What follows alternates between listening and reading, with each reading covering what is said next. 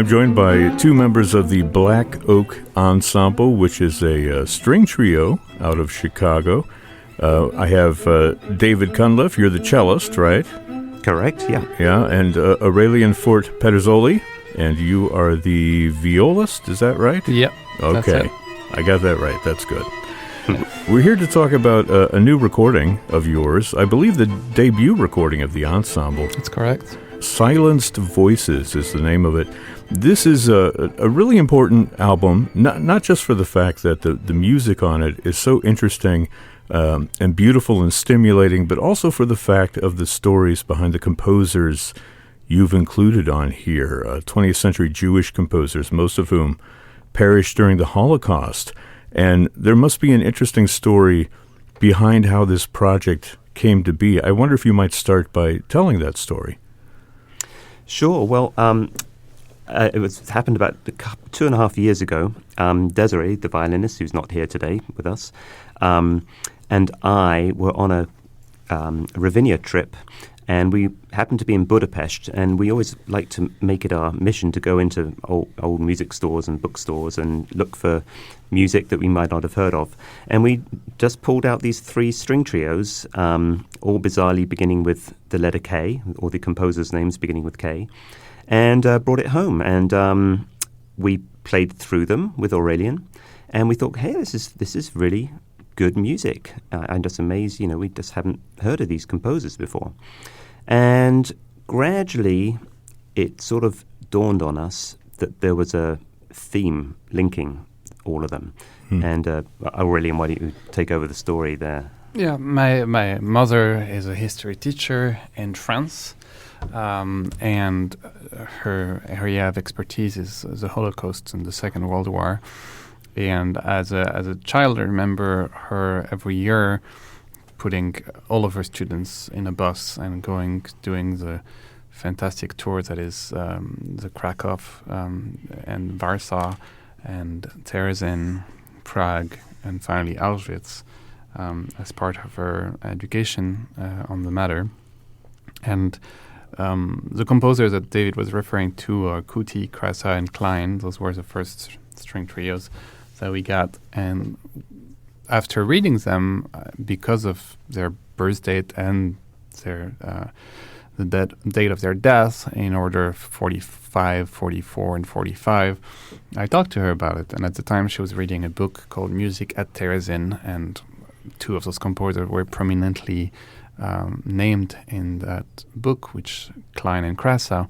Krasa because he was the organizer with Klein of a lot of the creative and musical output that was done during his time in Terezin.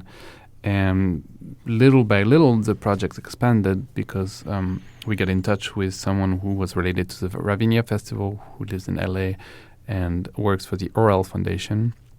His name is Bob Elias. And little by little, he was like, well, have you tried this composer? Have you tried this composer? And we got in touch with another foundation called the Forbidden Music Regained. And we're lucky enough to be put in touch with some of the victims' families, and who said, well, I have this manuscript of a string trio. Would you like to see it? And that's how we ended up with an album of music that were seldom performed, but also that was completely new to a listener. I mean, The Freed is a world premiere, and before we played it for the first time, had never been played.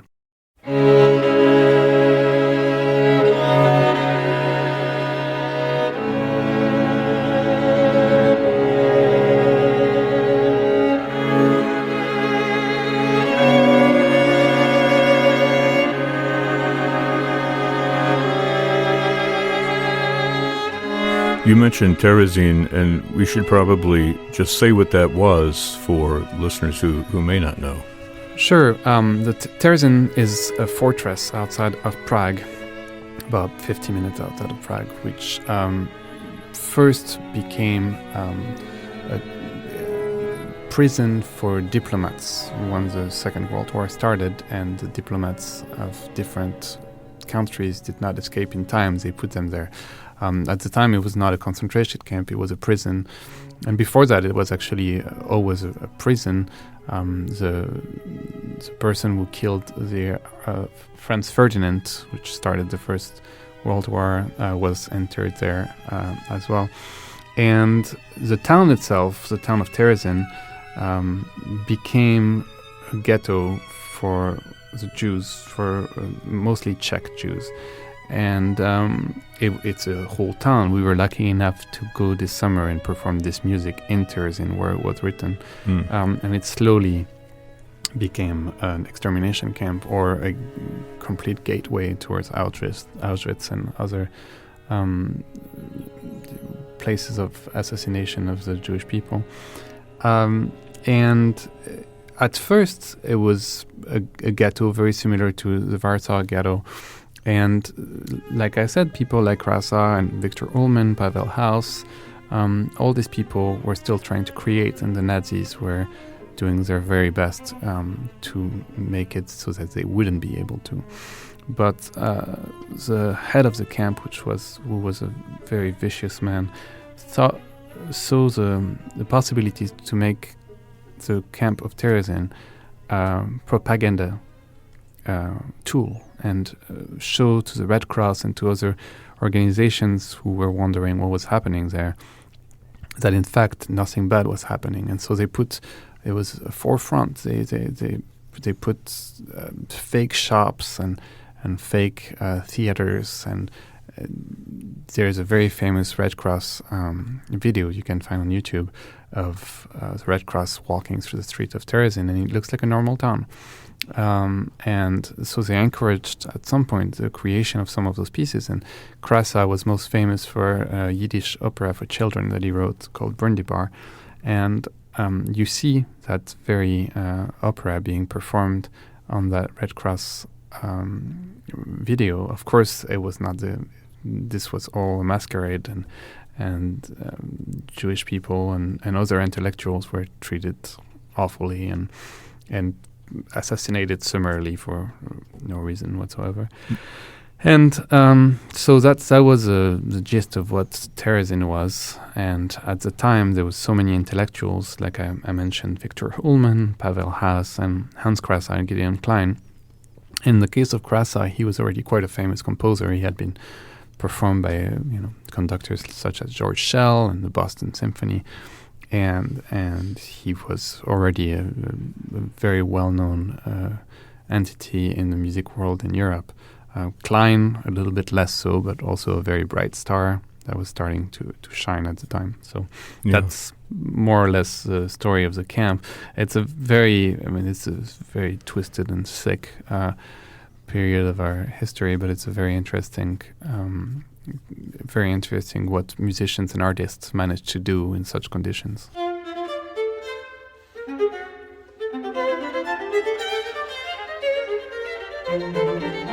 Well, yeah, and it conjures up the whole world in your mind of these composers. You mentioned specifically Krasa and Gideon Klein, two of the composers on your recording, that were operating under these horrible circumstances, yet turning out music at the highest level, and able to do that with what little resources that they had at hand. Yeah, it's but if you look at other people in the recording, some of the music Kattenberg and Herman wrote in squalor, trying to hide from the Nazis in the Netherlands, and Kuti actually is the one who's the most striking to me, because after he was deported to Auschwitz, and Auschwitz was this, as far from humanity as possible, he was able, by putting paper together and finding ways to write, he was able to write a solo violin piece,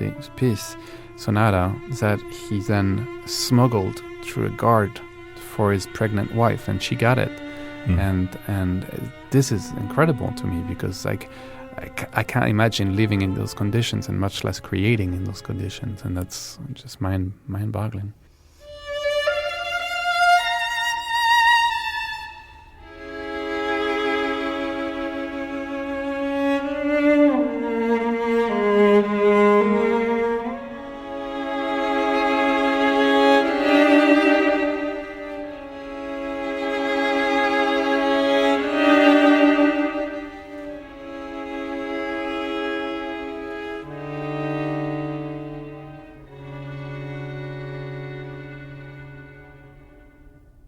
Now, you mentioned you found 3 of these scores in the bookstore in Budapest, and the others came from various sources. How many of these came to you as manuscripts? I would say 3 of them. The Kattenberg and the Fried, and yeah. So Hermann was somewhat of a manuscript, but I think that was published actually. But yeah, so certainly, and they were very difficult to read. So we had to, and interestingly, I think it was a Kattenberg, right, that had lots of doodles over the music, which was sort of fascinating to see, a composer, thought process. And I think there's a doodle on one of his manuscripts of a German soldier giving Hitler a Nazi salute. So it really brings it home very vividly.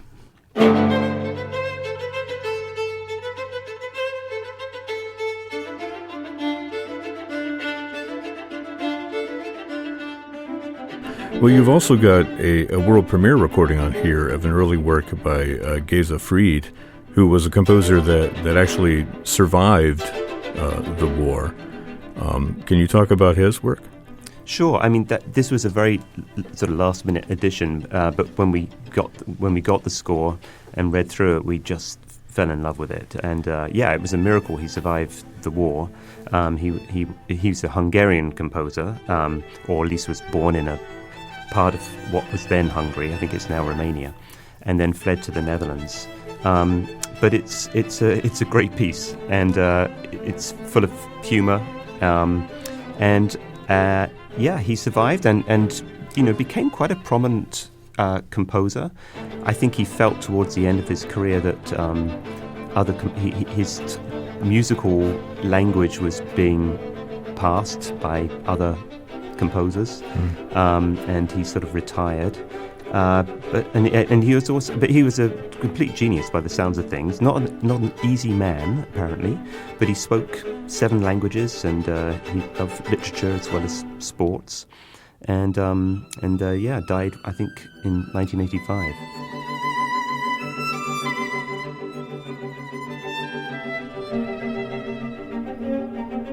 And a student of both Bartók and Kodály, as I understand it. And there's a connection between quite a few of the composers here.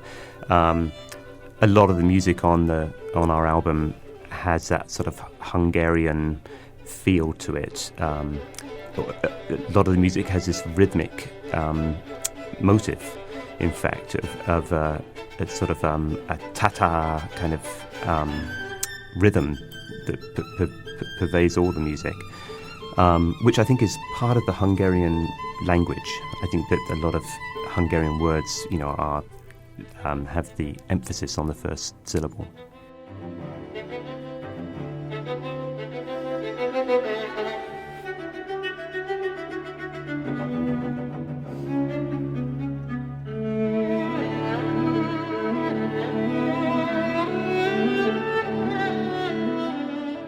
Even though there's that thread running through many of the works here, I'm struck by how different these styles of these composers are, and how absolutely technically masterful they wrote for your instruments, because it's not easy to write for a string trio. Exactly. I mean, I think a string trio is one of the hardest formats to write for. It's not like a string quartet, which just divides up into soprano, alto, tenor, bass.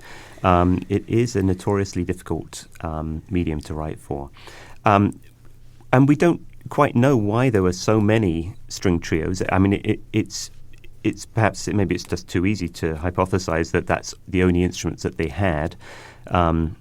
Messiaen's Quartet for the End of Time is a very good example of him just finding the instruments that were just available to him at the time. But I think you've got to think that because there were so many that maybe there weren't so many violinists around, or they started to write something and then suddenly someone gets deported to Auschwitz, and you're back to square one. But it's the musical styles are very different. Some of the composers are perhaps at a more mature point in their composing life, but even within pieces, there are different styles going on. And I think that that's interesting. You very often find that with young composers. They're trying different things out, they obviously are influenced by great composers at the time, most notably Bartók and Kodály, I would say, with this group of composers, but they're trying new things out all the time.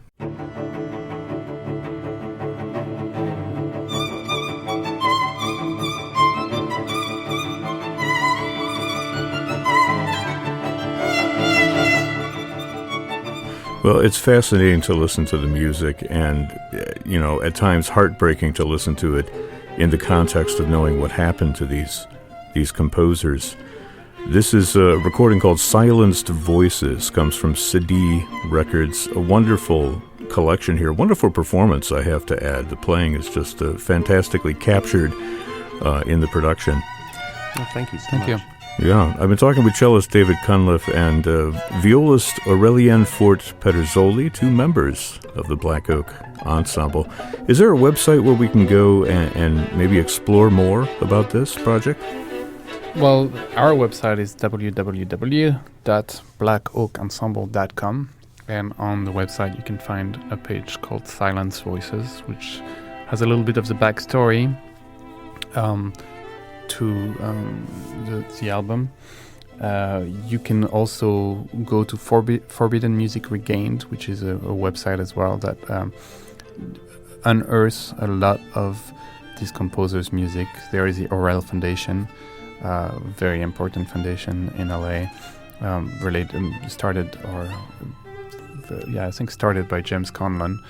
And Cedille Records, who is our label, with our producer Jim Ginsberg. And of course, you can buy the album on Cedille Records, iTunes, or Amazon.com. Wonderful. Well, David and Aurélien, thank you so much for sharing your music with us today here on FM 91. Thank you for having us. Great, thanks for having us.